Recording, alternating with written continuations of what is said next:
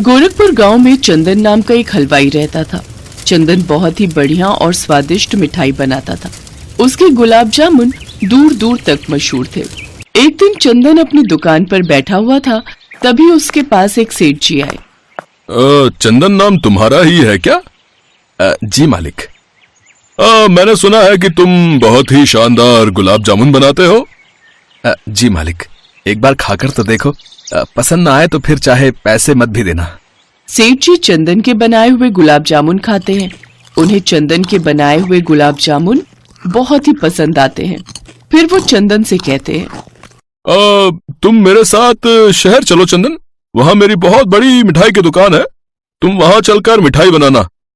नहीं सेठ जी, मैं शहर जाकर क्या करूंगा? भले ही कम कमा लो, लेकिन सुकून से गांव में चैन की 2 रोटी तो खा रहा हूँ।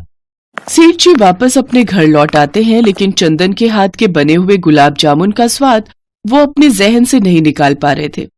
वो चंदन क्या लाजवाब गुलाब जामुन बनाता है भाई। अगर वो मेरी दुकान पर काम करने के लिए मान जाए तो फिर तो मुझे अच्छा खासा मुनाफा होगा।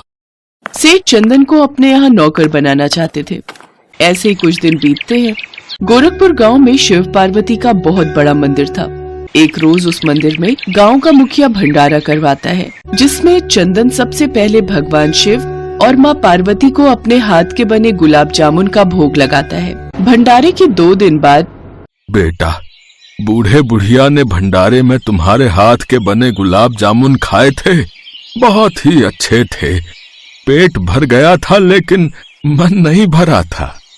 हाँ बेटा, और हमें अभी भी तुम्हारे हाथ के उन गुलाब जामुनों को खाने की इच्छा हो रही है, मगर मगर क्या अम्मा?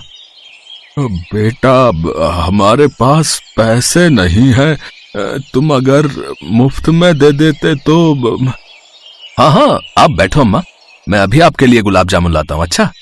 चंदन उन्हें 4 गुलाब जामुन लाकर दे देता है।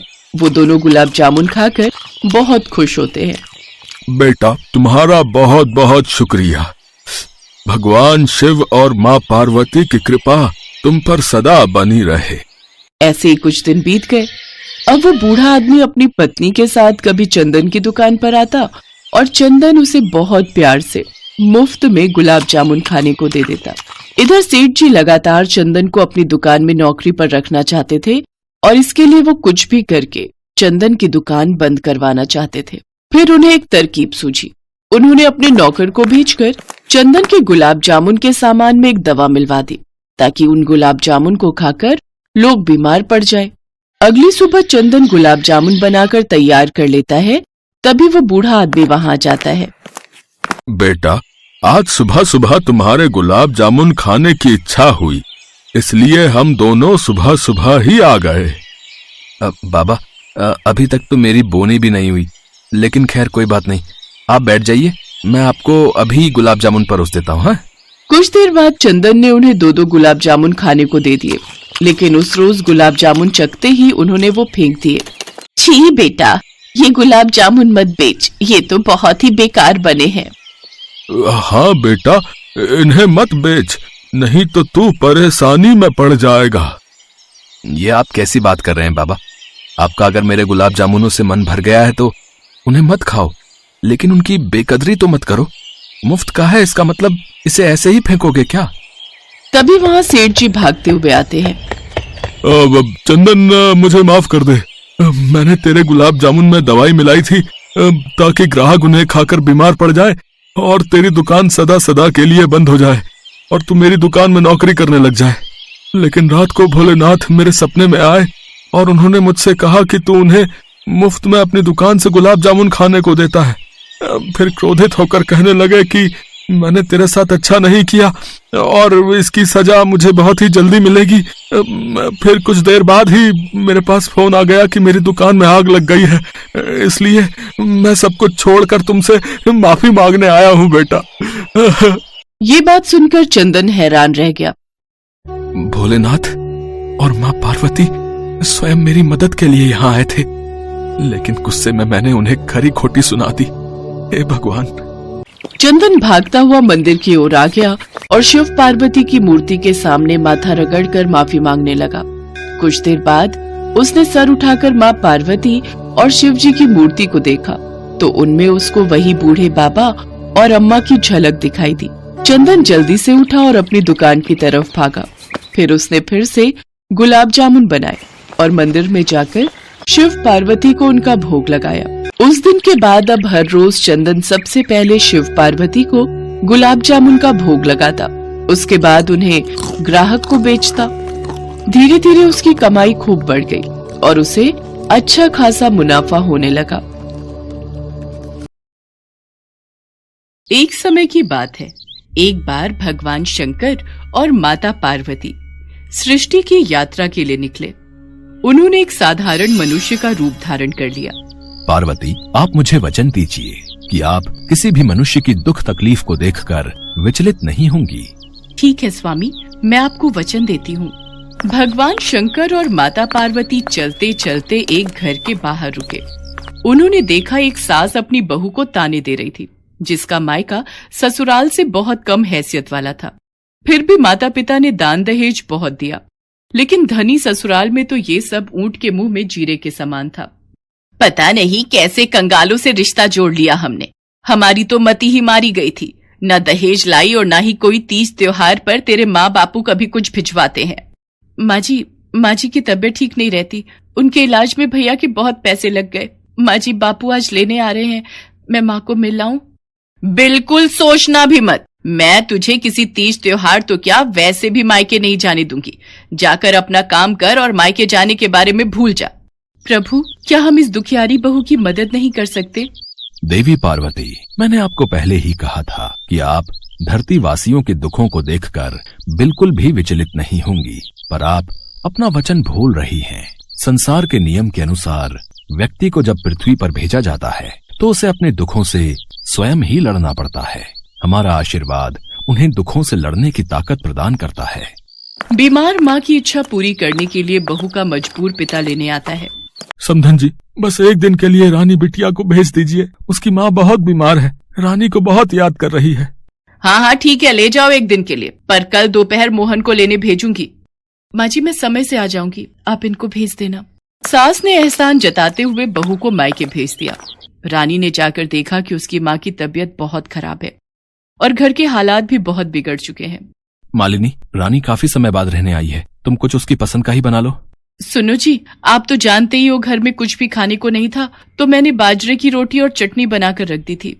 रानी के भाई भाभी अभी बात कर ही रहे थे कि तभी वो अंदर आ जाती है। उसने उनकी बातें सुन ली थी। भैया, आपको क्या लगता है कि अब मैं इस घर की कुछ भी नहीं लगती? मैं आज भी इस घर की बेटी हूँ, ये मेरा अपना घर है। भाभी के हाथ की चटनी और बाजरे की रोटी मुझे बहुत पसंद है, कब से नहीं खाई। भाभी, मेरे तो भूख से पेट में चूहे कूद रहे हैं, जल्दी से बाजरे की रोटी और चटनी दे दो। हमारी रानी कितनी सयानी हो गई है, अपने मायके के हालात समझती है। माँ, तुम जल्दी से ठीक हो जाओ। तुम बीमार होती हो ना तो घर भी सूना सा लगता है। अब तुझे देख लिया है ना, अब मैं बिल्कुल ठीक हो जाऊंगी। तू आराम से खाना खा। रानी ठीक से एक दिन भी अपने मायके में नहीं रुकी कि उसी शाम मोहन उसे लेने आ गया। बेटा, तुम तो कल आने वाले थे ना? आज शाम? मतलब वैसी कोई बात नहीं है, तुम्हारा अपना ही घर है, जब जी चाहे आ सकते हो। बाबूजी, वो माँ की थोड़ी तबीयत ठीक नहीं लग रही थी, तो उन्होंने बोला कि घर का काम भी है, इसलिए मैं रानी को आज ही घर लेकर जाऊं। आखिर अचानक माँ जी की तबीयत कैसे खराब हो गई कि उन्होंने मुझे इतनी जल्दी बुला लिया? वो तो जाकर ही पता चलेगा। रानी अपने घर वालों से विदा लेकर वापस ससुराल पहुंची। रानी ने देखा उसकी सास तो आराम से पलंग पर बैठी पूरी पकवान खा रही है। रानी को समझ आ जाता है कि उसकी सास ने उसे जानबूझकर झूठ बोलकर वापस बुला लिया है, पर वो अब कुछ नहीं कर सकती थी। मोहन कमरे में जाकर सो गया। रानी भी कमरे में जा ही रही थी, तभी उसकी सास ने उसे रोकते हुए पूछा, तेरी माँ कैसी है? खातिरदारी तो बहुत की होगी, क्या क्या बनाया था? माँ जी, भाभी ने मेरे आने की खुशी में बहुत सारी चीजें बनाई थी। इतने सारे पूरी पकवान, जलेबी, रबड़ी, कचौड़ी और ना जाने क्या क्या भाभी ने बनाकर मेरे आगे रख दिया। पेट फटने लगा खा खा कर, लेकिन मन नहीं भरा। कितना साफ झूठ बोल रही है, इसके भिखारी माँ बाप इसे क्या खिलाएंगे? अभी थोड़ी देर में पेट का ढक्कन खोलकर देखूंगी तो इसका झूठ सामने आ जाएगा। तभी मैंने इसे कल की जगह आज बुला लिया। कुछ देर बाद रानी कमरे में जाकर सो गई। सास से रहा नहीं गया। वो चुपके से रानी के कमरे में गई और उसके पेट का ढक्कन खोलकर देखा। कितना झूठ बोल रही थी कि मालपुए खाकर आई है। इसके पेट में तो बाजरे की रोटी और चटनी के अलावा कुछ है ही नहीं। इसे सुबह बताऊंगी। अगले दिन उठने पर सास रानी को ताना देते हुए बोली, बहू तू तो बड़ी झूठी निकली। कंगालों की तारीफ कर रही थी, झूठ बोलते शर्म नहीं आती। मैंने तेरे पेट का ढक्कन खोलकर देख लिया था, उसमें सिर्फ बाजरे की रोटी और चटनी थी। और तू कहती कि तेरी भाभी ने तेरे स्वागत में ढेरों पकवान बनाए। अपने मायके वालों की कितनी तारीफ कर रही थी। झूठ सामने आ गया। रानी बेचारी दुख और शर्मिंदगी में कुछ बोल न पाई।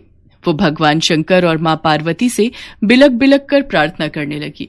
हे भोले भंडारी, हे पार्वती माँ, ये पेट का ढक्कन हमेशा के लिए बंद कर दो, ताकि मुझ जैसी किसी और गरीब का अपमान ना हो। ये ढक्कन खुला रहेगा तो बार बार मुझ जैसों का अपमान होगा। अब तो हम अपनी भक्त की सहायता कर सकते हैं, क्योंकि उसने हमसे सच्चे हृदय से प्रार्थना की है। हे प्रभु, आज के बाद किसी का इस तरह से अपमान ना हो। आप पेट का ढक्कन सदा के लिए बंद कर दीजिए। हमने तो सब देखा महसूस किया है। जो रानी के साथ हुआ वो किसी और के साथ ना हो। देवी पार्वती के कहने पर शंकर जी ने पेट का ढक्कन हमेशा के लिए बंद कर दिया। कहते हैं तब से धरती के प्राणियों के पेट का ढक्कन सदा के लिए बंद हो गया।